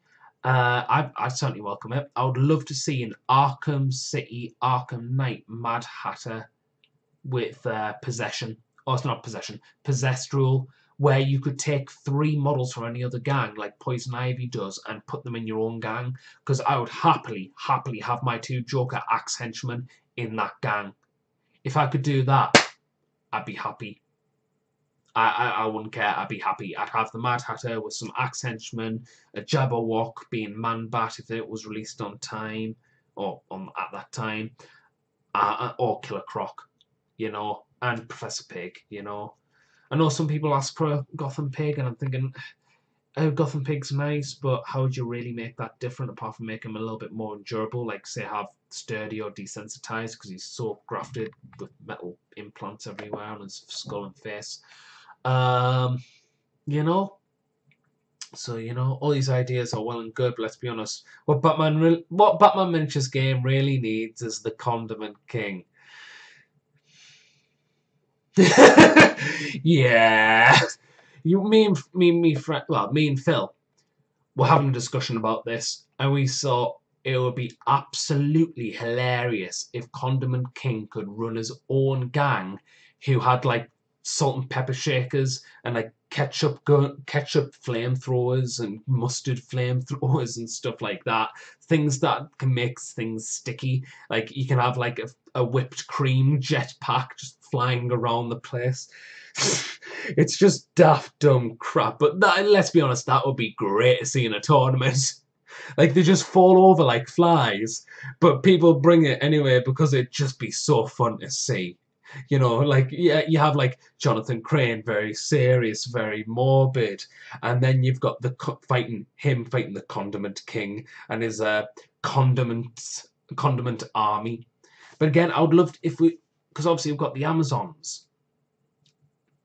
If we have the Amazons with Wonder Woman and we don't have any villains like Cheetah or anything like that against that, I would love to see, because we have Superman in the game, I would love to see Toyman Gang. I would love to have like an army of nutcracker soldiers, like beam rifles or something, and all trickstery types of things. And I'm thinking I'm thinking of the Justice Toyman, so not like the TV animated series where he looks like a, you know, one of those like creepy doll things. No, I'm talking about one that looks like wooden, that has the jester hat, and it looks wooden and you know, looks like a genuine puppet. I would love to see a Toyman like that. But that's just me. Obviously, that's niche. That does remind me, well, it doesn't remind me, a little bit of a big disagreement I also have with just, this is the one thing I generally have a grudge against, well, within the context of the hobby in general, is limited edition exclusive miniatures. And I'm saying this because obviously Zur-En-Arrh Batman just came out. And Thomas Wayne came out. Yeah, Gotham Zaz again. Two different playstyles. Guns, and the one we have is the close combat fighter, and then Gotham Zaz could be the range fighter. Two different playstyles, two suit needs, same character. It depends on what people's playstyles would rather be. Fantastic, got nothing against that. Make him a gunman, give him the death marks. Fine, absolutely fine. But yeah, something that does slightly annoy me, I'd say slightly, no, it does annoy me, is when they do exclusive miniatures. Now, obviously, people are saying, oh, well, they need to make money somehow. I agree. They make money all the time. They make money every day because every day somebody's ordering from them, you know? What they need to do is focus on the Arkham Legends range, because we have Asbats and the template for Batman Miniatures game there. Why is it that we're still doing exclusive minis? I honestly, like, I don't like banning things in this game. But if there's one thing that we have to ban in tournaments, I would say it's every exclusive miniature. The problem I find with exclusive miniatures, even if it's not powerful, even if it's not all powerful and almighty, like Zur-En-Arrh Batman or the Calendar Man, is that it ends up taking people off guard. And if you're taken off guard, it doesn't matter how good you are at the game. If you're taken off guard, it's still an uphill battle. You don't know what to come up against. You need to study that card in such a short amount of time before going, right, okay, right, now I've got a vague idea of what it goes up against. Only people with eidetic memories would get that fine, I feel, you know. But not everyone, well, majority of people don't have eidetic memories. It's like, people wanted Thomas Wayne. I remember going to the forums the first time when I first started getting into Batman years back now. And I remember people wanting Thomas Wayne then. And I was like, fair enough, that could be fun, you know? And then they released it. I thought that model is gorgeous and I like what it does. Him with Arkham Knight Red Hood would just be so fun to play with. Just two guys, two pistols, just littering the board everywhere with guns. And it is a very, very, very powerful model, which is again the emphasis on power. It became exclusive miniatures. Why? Why not make it Arkham Legends so that when you need to cast it, you need to cast it? Because I thought that's what the Arkham Legends range was for, you know? I thought it was for that and to also get rid of the metal stock that they have. That's it. So why are we getting exclusive miniatures again, you know? Like, say, if you had the Arkham Legends stuff and then you made an order, and then with that order you got a free model from the Arkham Legends range. That's fantastic, you know? And I'm not talking about the old metal stuff, I'm talking about just the resins, you know? They made Ben Affleck Batman that was meant to be exclusive in resin, and they put that on for general release. That was a step forward. Those two steps forward in the right direction. Knights models. Why, you know, people really wanted Thomas Wayne. Why did you make him limited edition? I wanted Thomas Wayne. Why is things like Sniper Knight still like exclusive? Sniper Knight is one of the best models in the game, and it's an exclusive miniature. And I can guarantee when I remember playing Wonderland the first time in my first tournament. Well, not my first, but my first tournament with Wonderland Gang, and I lost severely against the normal Arkham Knight because I didn't have an idea of what he did. He just came out at the time. You know, my opponent was telling us things that weren't actually legal. I won't go into that. Just saying, you know, people can be taken. I'm just trying to re-emphasize the point that people can be taken off guard, even if it's not the most powerful model on the board. People like Thomas Wayne and Sniper Knight are just so powerful. Why did you make them exclusive? Alfred, I remember in the tournaments in first edition when I first started going to tournaments at the local gaming store at the time, which is unfortunately now closed. The top lists will always have Alfred in with a series of acrobats, because what would happen is they would juggle around. If there was an acrobat that's injured, you just juggle them around in a triangle formation to Alfred being like the checkpoint because he's a medic. And medic was a very powerful tool at the time. Why not just make all those Arkham Legends or Knights Models Legends, sorry, that you've done with Azrael Batman? Why is Azrael Batman the only exclusive? You know, where's, you know, the Batmobile? That's a Arkham Legend. Where's the militia tanks? That would be Arkham, not Arkham. That'll be Knights Models Legends, you know? So yeah, again and again and again, it's just, I honestly, like, if anything needs to be banned, it needs to be exclusive minis or limited edition minis. Because to me, it doesn't matter about power. Because anyone can be knocked off. Anyone can underestimate a model that they don't know. You know? Especially in a competitive environment. I mean, think about new players coming today and thinking, oh, they want Thomas Wayne, but they can't get it because they're too late in joining. Obviously, I've already seen the problem arise with Zero and R Batman being that it exactly confirmed a major point I made about exclusive models, which was that, you know, some people have sentimentalities towards certain characters. How would you like it if Man-Bat became an exclusive miniature? That would be annoying. That would be horrible. That happened with Zero and R Batman, as I saw on one of the forums. Someone was really upset that he was an exclusive mini and that it was straight out of the door, straight out of nowhere as well, because Knights models don't announce things like that, or well in advance, and so the guy couldn't really afford his favorite character or his favorite Batman character, you know. You can't.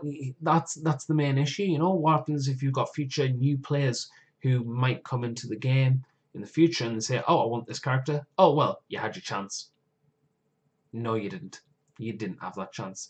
That's my main. That's another main issue I have with exclusive models. So yeah, we have the Knights models range. Knights models, please utilize it. So that was a big digression from wish listing What else do I want to see from wishlisting?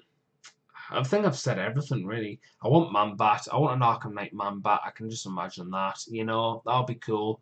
Large model, fly him down, make him an absolute frenzy beast of a flurry of attacks. Claws, flurry of attacks, make him attack 5 or something, you know. Just to make sure they fly, they has flying high, claws, and hover, because he's Man-Bat, he flies, he quite literally flies, because he's a giant, you know, Man-Bat. um, what else? I think that's all I can say about wishlisting. So we're going to talk about one passion of mine, which is the Spider-Man miniatures game. Now, for those who don't know, I am probably the main admin who started up the Hell's Kitchen Facebook page, or Facebook group, sorry. And what that is it's supporting the Spider-Man miniatures game as an unofficial community project. So what happens is currently at the moment we have 90 sanctioned cards, and what we're trying to do is make a standardization of cards for Marvel characters to be played with and to be competitively priced with Batman, so that we have more forces. People can play Spider-Man on its own using the Batman Miniatures game rulebook as the engine, and also having, what would you call it? Also can cross over, because who doesn't want to see Dr. Octopus fighting Mr. Freeze, or Green Goblin fighting the Joker, or Carnage or Venom taking on Bane? You know, it's fun. You know, who doesn't want to see the Brotherhood of Mutants take on the Teen Titans, or I don't know, Justice League Dark? Ooh, Brotherhood of Mutants versus Justice League Dark. That'll be interesting to see. You know. So yeah, we're currently we have 90 standardized cards, and we're currently remodernizing them for 2nd edition. Currently, we have 2 gangs done: Kingpin and Dr. Octopus. We are currently almost finished with the Brotherhood of Mutants. The next 2 gangs to come along is going to be the X-Men, because people want the X-Men, and Doom. And I'm saying Doom, he's going to work like the Amazons do, where he's a legend gang, where it's like, okay, you're playing for a bit of fun because it's Doom. Doom hurts. Doom goes up to Thanos and rips his spine out when he doesn't have the Infinity Gauntlet, you know? And that is a comic panel thing. That is a genuine thing as well. So yeah, we are getting Spider-Man done. What I would love to do is, once I've got me stuff painted up, like me Dr. Octopus and me Goblin Cult and stuff like that, I would love to start doing more Spider-Man miniatures game battle reports and crossover battle reports with Batman. So you will hopefully see more of that as well. I'm looking forward to doing stuff like that, but that's going to be a long time in the future, because we've got to modernize everything first, and that takes a long while, because we have 90 cards and we've just started scratching the surface of them. So yeah, that's just a public announcement. I want to do Spider-Man alongside Batman. Absolutely fantastic. We've got people helping modernize the cards and stuff. Definitely. Yeah, sure. Hang on. What I'll do is, nope. Hang on. I'm going to go to Facebook. I'm going to go to the group of Hell's Kitchen. I will post, here is the copied link. I'm going to post the link here. We are in part modernizing the Spider-Man miniatures game. We have changed some of the gangs slightly. We have 2 overarching factions, good guys and bad guys, and we have neutral. Nobody's in neutral yet, because we can't see any neutral gangs at the moment. But the good guys have been classified into 4 gangs. Spider-Man's gang has now been changed to Marvel Knights. Marvel Knights incorporates all the street level superheroes, so like Daredevil, Punisher, Spider-Man, people like that. We have the X-Men, because they're mutants. We have S.H.I.E.L.D., which is, you know, the Avengers. Avengers Assemble, S.H.I.E.L.D. agents, stuff like that. And we also have the Guardians of the well, not Guardians, we have Nova, which is your space stuff, your funky space stuff, your Guardians of the Galaxy, because there are miniatures out there for them. Bad guys, we have so many. Goblin Cult is going to be changed to Oscorp, and we think Oscorp's better suited because Goblin Cult implies Goblin Nation. You can't do too much of that. Oscorp, you can get more variety from other universes. So you can have obviously Green Goblin, and you can have your goblins. You can have the Goblin Knight, potentially Hobgoblin. Not too sure yet. But you can also have stuff like the henchmen from Spectacular Spider-Man, where they just got pumpkin heads on, they're just guys with pumpkin heads on and stuff like that. You can have Harry Osborn being sort of like a Lex Luthor character for Spider-Man. You know, we already have 3 leaders for the Kingpin gang. Kingpin, obviously, which is roughly the organised crime equivalent. We have we have Kevin Thompson being Kilgrave from Jessica Jones. And we have Finn Cooley, which is the Irish mob boss in Daredevil Season 2 that captures Punisher. Complete with electric drill. We're currently doing Brotherhood of Mutants. What else? What else? We're doing, obviously, I am wanting to do Doom.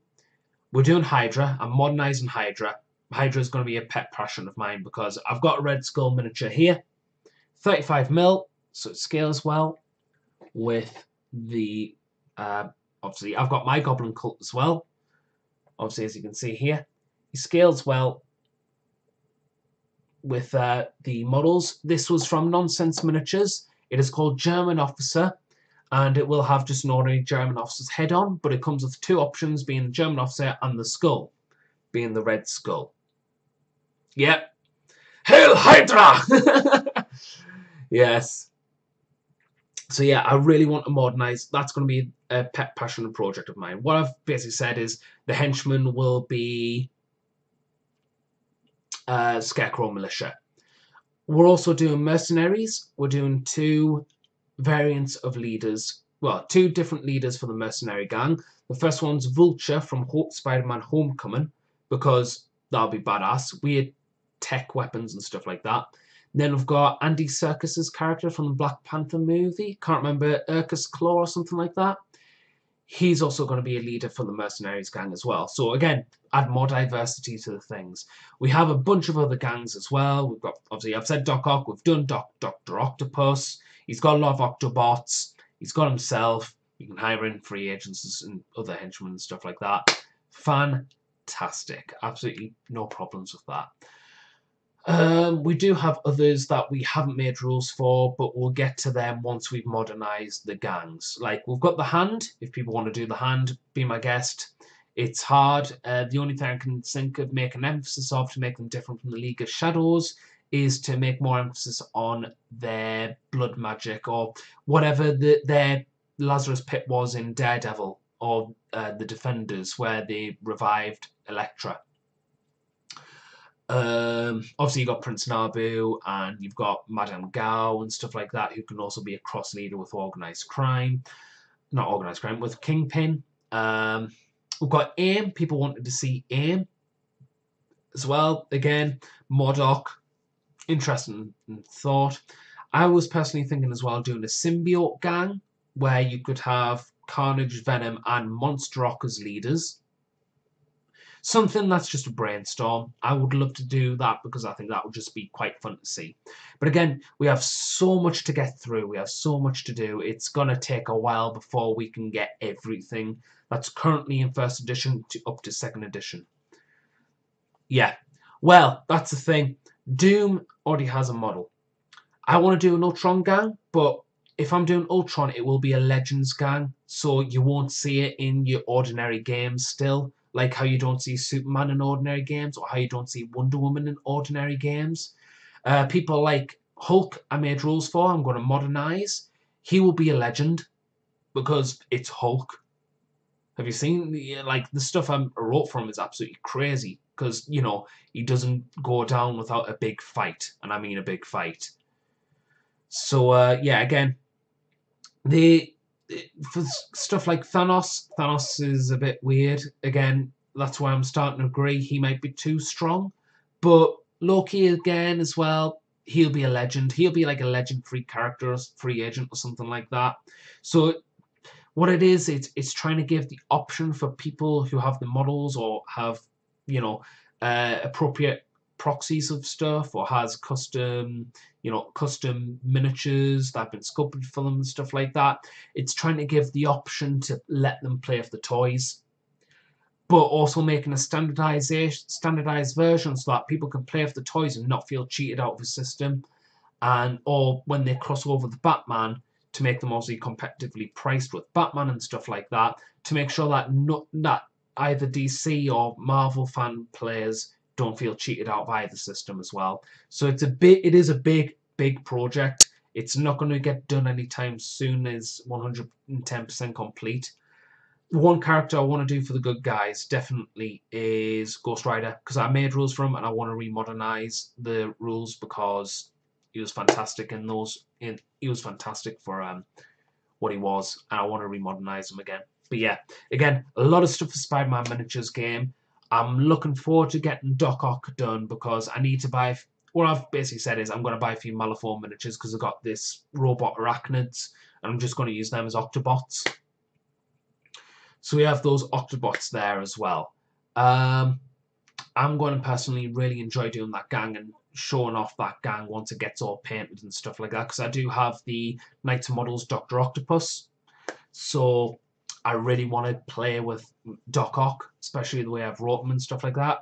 It's more about like telepathy and taking counters from his Octobots and like redistributing counters from his Octobots and stuff like that through telepathy systems. Anyhow, but yeah, to round that off, I'm looking forward to sharing out Spider-Man Miniatures game along with Batman once it gets modernized. Anything else? I'm not sure if I said it before. I probably have, but I'll say it again. We also are getting a Harley player as well. We have a big, yeah. Thanks. Yeah, it's nice to see people excited for a community project, because the thing is people. I know as I'm more of a DC fan. I'm more of a Batman fan. But I really wanted to see Spider-Man take off. I really wanted to see Spider-Man do well. I really wanted to see Spider-Man play well.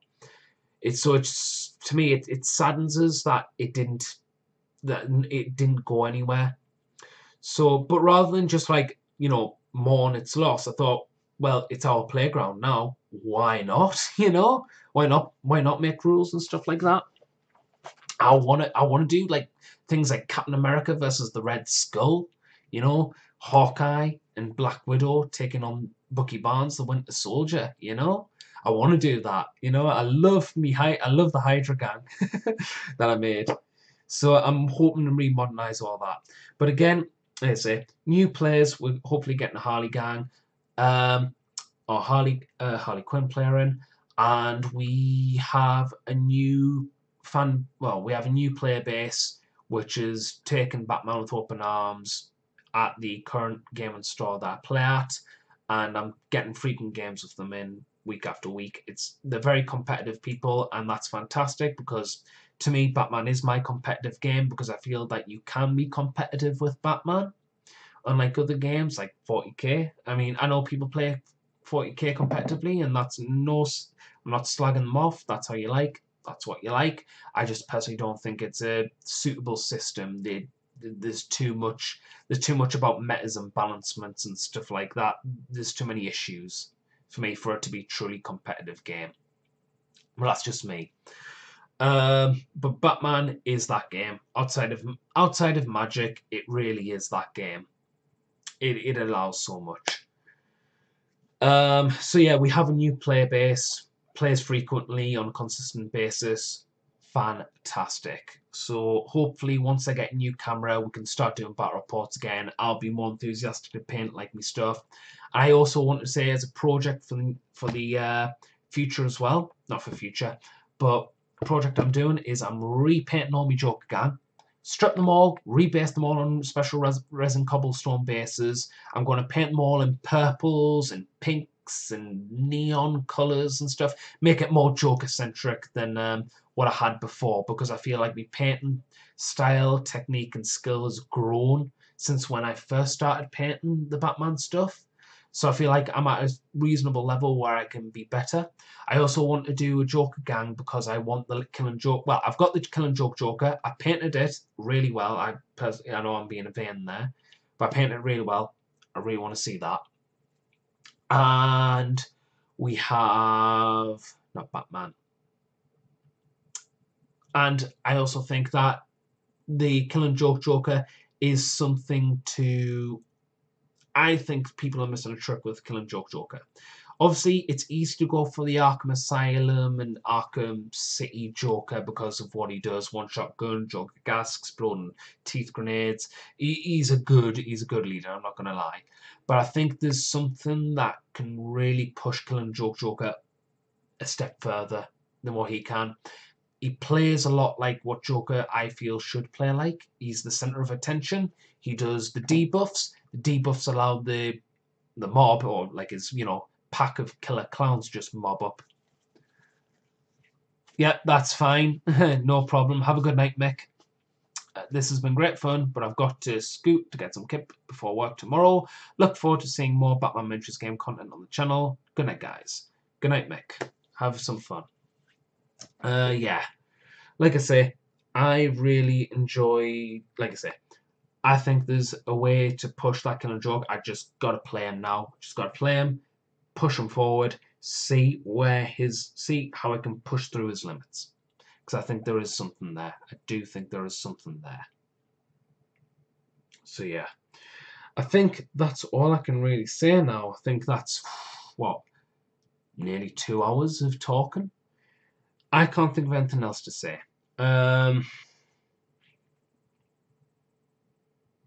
Yeah, okay. Yeah, that's it. That was the Batman Miniatures game discussion. Does anybody have any questions they would like to ask for me to answer or anything? Just let us know now. I'll give it a few minutes and stuff. Just ask away. Otherwise, like I say, it's been great fun. It's been good to break into the new year with just a discussion chat. Did Knights of Models release February releases, or has it all been Harry Potter stuff? Harry Potter stuff is March. February releases was Raven. A lot of DCU games, miniatures like the metal stuff like Shazam, Martian Manhunter, Justice League Trinity. They've all been converted to resin. Stuff like that's been converted to resin. Raven came in. I believe Gordon as well. Gordon with SWAT. Not sure if that was February or not. But there was League of Assassins as well. Ra's al Ghul got a new starter set with a massive samurai and 2 ninjas, I believe. So yeah, that was a new release. Some Raven. We haven't seen March's releases yet. People are skeptical because people believe that the Kickstarter will just take over that month. I can see why, and the concerns are valid, because that will be a big thing for Knights Models to take hold of. I'm holding out hope and saying, hopefully not. I hope to do release some DCU or Batman Miniatures games stuff as well. I'm hoping, because I think if there's anything, if I'm being honest, I think Monolith, with the new Batman board game, is going to make Knights Models nervous. Yes, it's a one-off Kickstarter, so they won't make it to retail and stuff like that, which I totally get. But I think, especially with characters that they haven't made yet, like Man-Bat, people are taking note.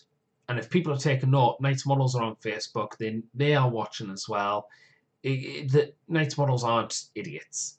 They're looking at people saying, like, that they've been upstaged because they managed to produce a Man-Bat at all. I think Knights Models are definitely going to take that into serious consideration. And hopefully for the best, we'll see a Man-Bat very, very soon. I'm hoping. So yeah, I'm hoping stuff like that will take off. I'm hoping that, obviously, we'll see some March releases, and I hope that we'll see a lot more of what Knights Models, or hopefully some more future releases as well. Are you disappointed? Were you disappointed Harry Potter was more of a adventure game than a skirmish game? Was it disappointing? I'll be honest, I held very little appeal to Harry Potter. I like the monsters. I enjoyed the films. I enjoyed the Stone Army, or the the Stone Knight Army and the chess pieces in the first and final films. I enjoyed I enjoyed the Dementors. Dementors are nice. The giant spider, the Whomping Willow, the hippogriffs, the basilisks, the other more aggressive dragon types and stuff like that. I liked it all. I think Knights models should make definitely more. I think Knights models need to make a push in that area because from what I see, I don't know. I don't see myself investing in a Kickstarter for Malfoy and his pudgy friends. I know that sounds mean, and I apologize if that sounds too mean or too insensitive.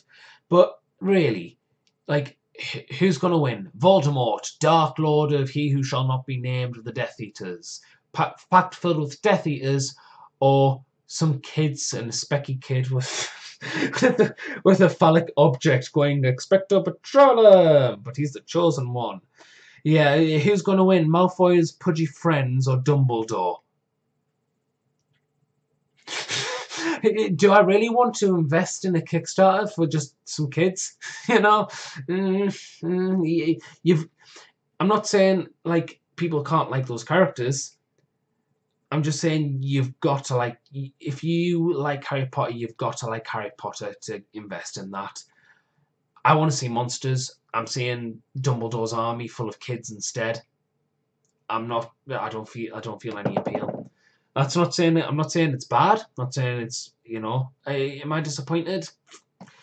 I was having a discussion with a friend, and somebody said someone should make Batman miniatures game cards for all the Harry Potter stuff because it would be awesome to see a crossover fight between Death Eaters and Justice League Dark. That would be quite funny to see. Not gonna lie, I would actually like laugh loudly. That would be amazing to see. Not going. I'm saying I'm not gonna lie. I'm definitely not gonna lie about that. But yeah, I'm more of a. I if I'm honest, I'll be surprised, especially with Monolith releasing in the same month the Kickstarter for Batman. I'd be very surprised to see the Harry Potter IP, well, the Harry Potter game being funded. I just find that there will be the die-hard fans, and the die-hard fans are the people who are going to invest in that. They're the ones who are going to either make or break it. Because I don't see the casual Harry Potter fan going, oh, look, miniatures game. We're also looking at some shelf, that's it. They might have the odd one game, find that it's too complicated, and they'll go back to Monopoly.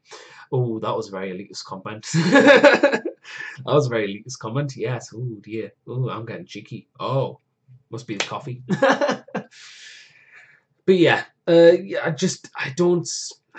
think it's Star Wars I could see. Star Wars Legion I can see. Even if it's just going to be Stormtroopers after Stormtroopers after Stormtroopers after Stormtroopers. But I can see a game in that. Harry Potter, I don't see it. I'll be honest. I'd see Monster Mashers. That's it.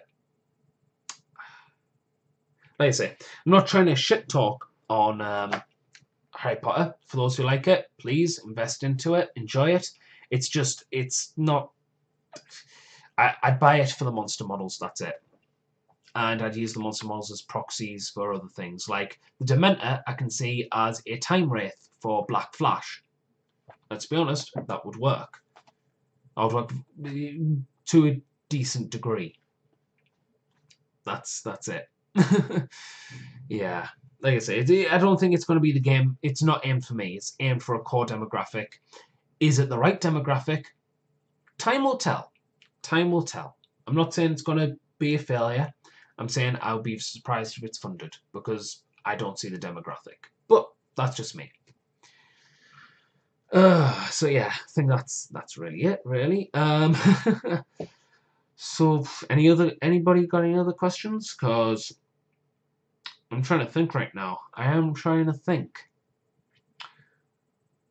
That's for me, dude. Have a good night. Yep. Very enjoyed. It's nice to break back into the new year with a new shout, with a new with a video, with a discussion about Batman and the future of the channel for this game and Spider-Man. Yep, that would be awesome to see. So, it's been fun, guys. I've really enjoyed this chat. Thanks for sticking around. Obviously, being the advertiser that I am, if you enjoyed these live streams and you want to see more discussion videos, then please hit the subscribe button, hit that notification button with that sassy finger, and give this video a like. And if you enjoyed what I saw, or you thought I had interesting perspectives to discuss about on other channels or other places of social media, then please share this video around, or even with your friends, just share this video around. Thank you for watching. This is the Warp Forge, signing out, and remember, keep on forging.